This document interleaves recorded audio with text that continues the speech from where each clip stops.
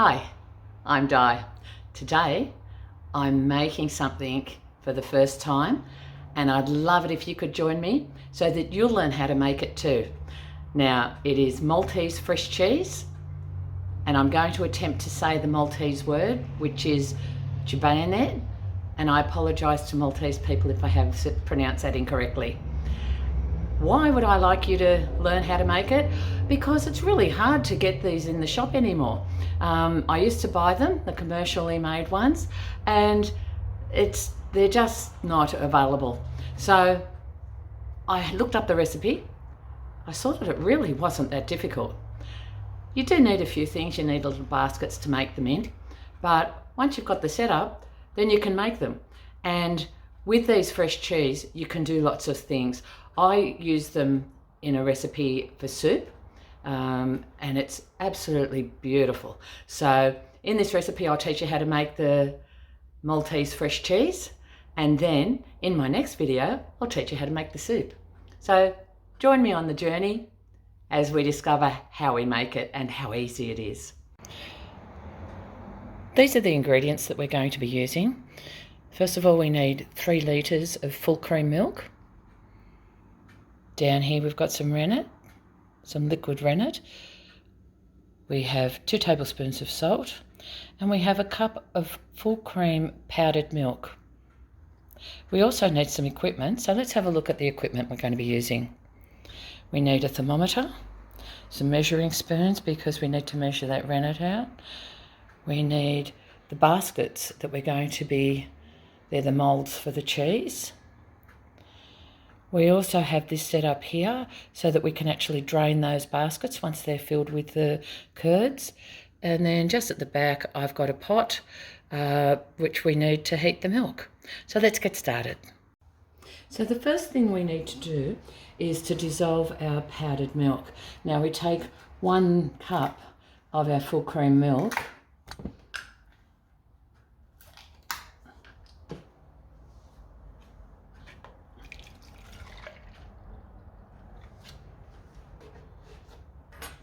We add the powder to it and we just stir that through.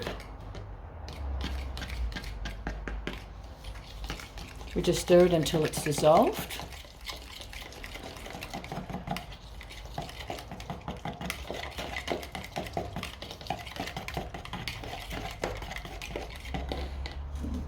Then we take our pot and we put both lots of milk in.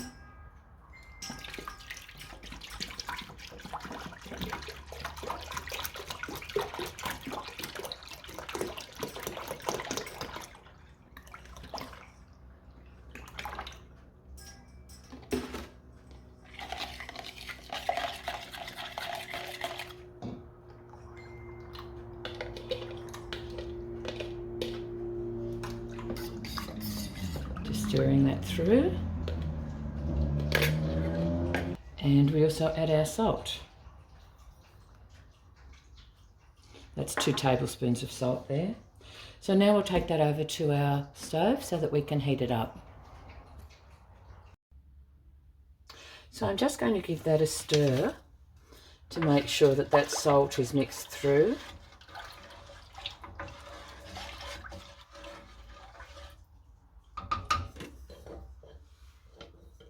And now I'm going to heat it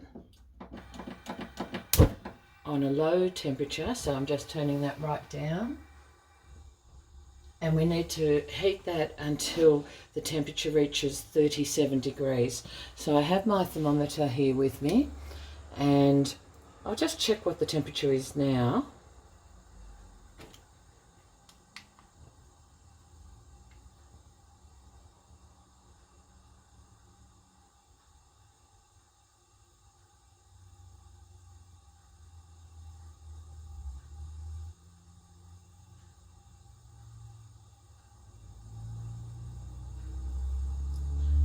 So it's currently sitting at 8.1 degrees. So we've got to bring that up to 37 degrees. We do it slowly over a low heat. So let's come back when we've reached that temperature.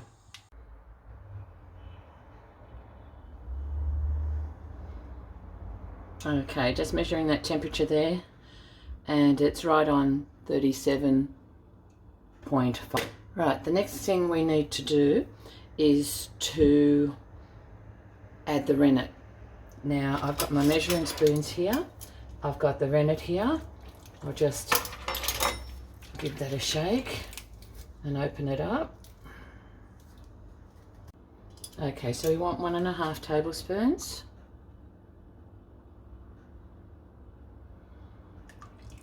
There's 1.5.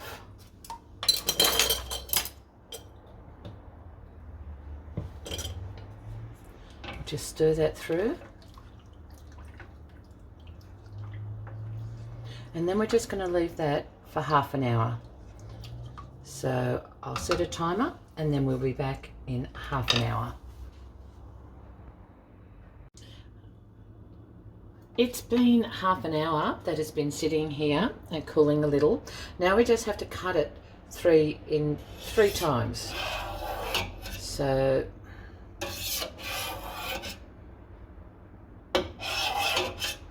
just cut it 3 times. And now we have to take it over and we're going to put a lid on it and we're going to wrap it up in a towel to keep it warm for another half hour. Okay, so there we have it, and we're just going to cover it with a lid, and then I've got a towel here that we're wrapping it in. I'll wrap that around and we'll leave that there for another half hour and we'll come back then. I hope you're enjoying this video.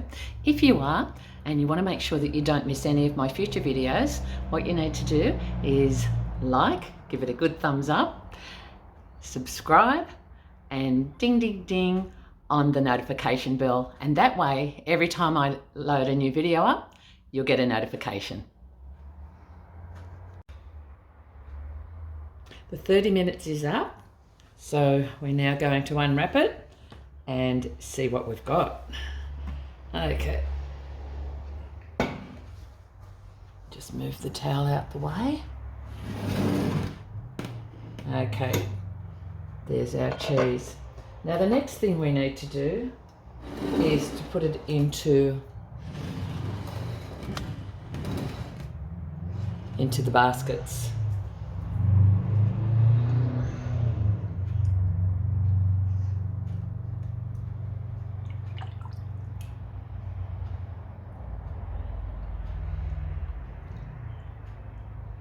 Now it does say to overfill the baskets a little bit because when it drains they will drop down a lot. So even though it looks over,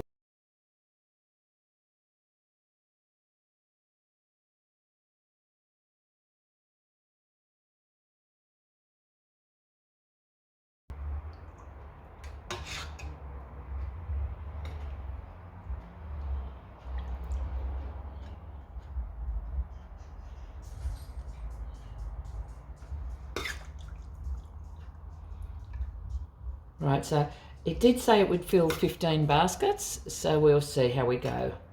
Now what I've got to do with this, once they're all filled, I put them in the fridge overnight or for 24 hours, and then I have to flip them. So what I'll do, I've got a spare basket here, so I'll just sort of put another basket on and flip it over, and then we'll do that to all of them, and then you let them drain again. I won't be drying these and I won't be making them peppered. I don't like pepper, so there's no way I would be making them peppered. But the reason that I wanted to make it, because I used to buy these and I can't buy them anymore. I love these cheese because I used to make a special soup with these cheese and an egg. And some ricotta and vegetables. It's a really lovely soup, but it's not the same soup if you don't have these cheeses. And when my father-in-law was quite sick, I used to make him the soup with the cheese and take it to him so that he would eat something, and he loved it, and my kids love it too. But I can't find the cheese anywhere where I live. I think a lot of people are having the same problem. So I looked up how to make it. I ordered the baskets from a place called, I think it's called Travel to Malta Eats. I will put a link in the description of the video so that if you want to order the basket so that you can do this. But you can get the baskets from different places. Just Google it. You don't have to get it from that place. I'm not sponsored or paid or anything like that. It's just where I got my baskets from. But you can get them from other places. So we'll see how this goes. If this works out well and is successful, I'm sure I'll be making these on a regular basis. And I don't know if it's recommended, but when I used to be able to find them, I used to freeze them. So I used to have them in the freezer so that whenever I wanted to make the soup, that I had them on hand. So I'm not recommending to do that. I don't know if the homemade version is any different to the commercial version that I used to buy, but I will be giving it a try. I will be freezing some to see how they go, but I'll be sharing them with my daughters, I'm sure, and I'll definitely be making the soup and sharing the soup with them because they used to love the soup. And that's going to be my next video. So if you want to see what the soup's like,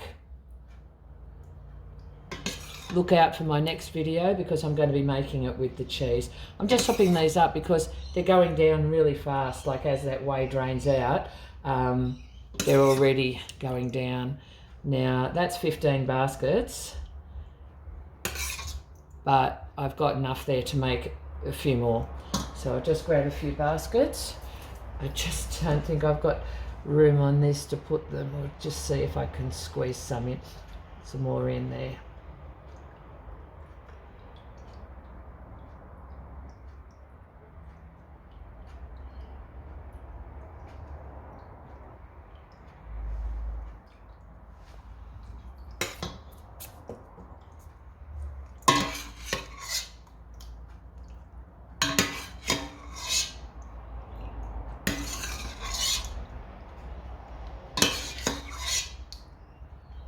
So it's different to making ricotta, which I have done recently, and again I've got a video on that, because when you make the ricotta, it all goes to the top and then the whey's sitting all underneath.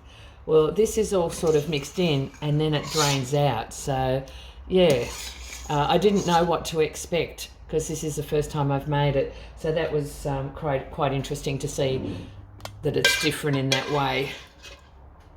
Now with the whey that's coming off it, you can use it for various things. It's very high in protein and low in fat.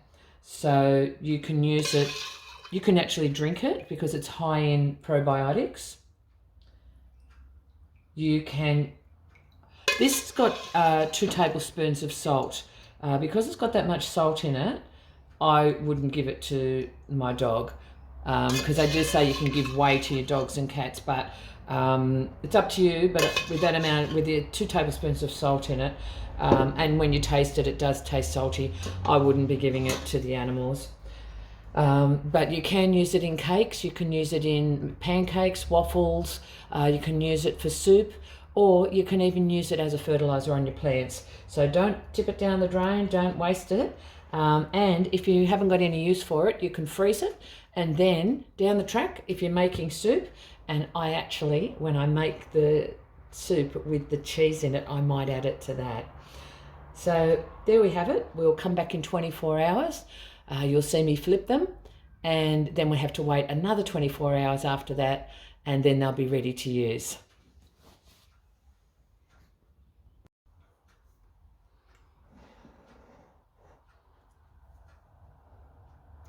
Okay, it's been 24 hours since I did it, or just about, and now we need to flip them. So let's have a look how I'm going to do this. Oh, it's not as easy. There we go. Oh, it's turned a funny funny way. Let's see if I can do that a little bit better.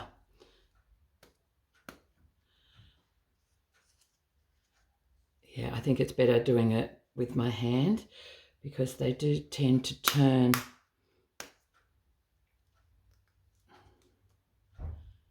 There we go. Oops, that's turned again.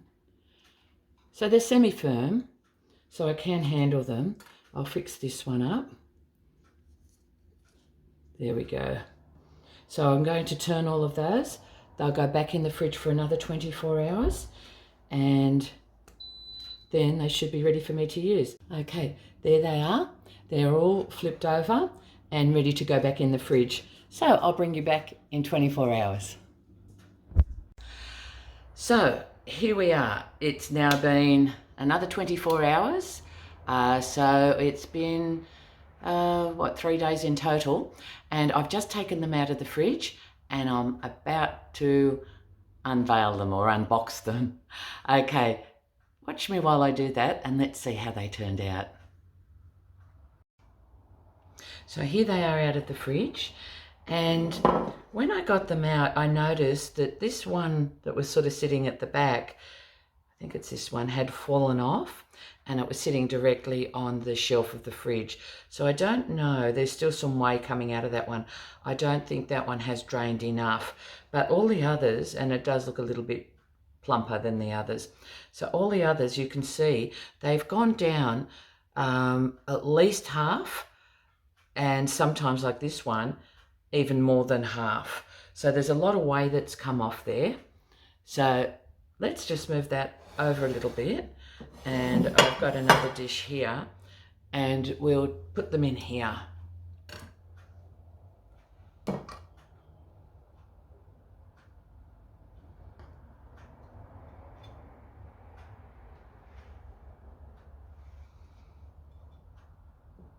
I'll turn them around the other way because they've got a better pattern the other way.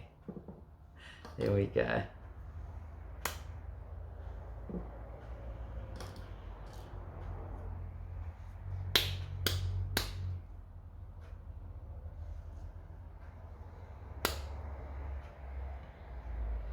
They feel firm, but they still have a little bit of squishiness to them. That's a technical term there, squishiness. And they look perfect. Now, I'm going to be, as I said, I'm going to be making soup with these. And it's a fresh cheese and egg soup. So that'll be my next video. So if you want to see what I do with these. And the other thing is that these are really nice to serve spread on Gbejniet, and that's another video that I'm going to be doing in the future as well. So we've got 9 there.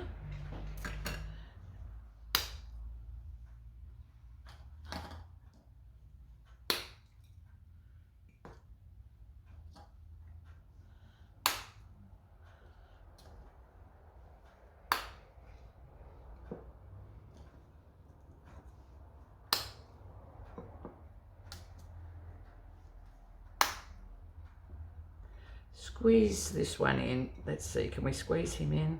I'll just leave it at the side, I think, like that. Put another one at the side here. And one left. So all up, out of that lot, we made 17. That's not too bad. When I used to buy these, I used to pay about $12 for 6. So out of 3 litres of milk, I've made almost 3 times that amount. It would have cost me for this $36. How economical is that, making it yourself? I know that I had to pay for the baskets, but these are going to be used over and over and over again. I will definitely be making these on a regular basis. Thanks for joining me on the journey of making fresh Maltese cheese. And as I said, if you want to see what I do with them, follow me on the next video, which is using them in soup.